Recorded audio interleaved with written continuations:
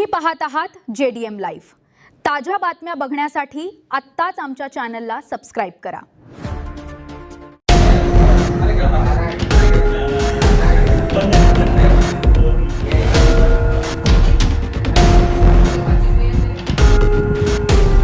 तरुण महाराष्ट्राचे विदर्भ संपादक तथा पत्रकार लक्ष्मण कान्हेरकर यांचा वाढदिवस 18 जुलै रोजी नांदुरा येथील विश्राम भवन येथे उत्साहपूर्ण वातावरणात साजरा करण्यात आला।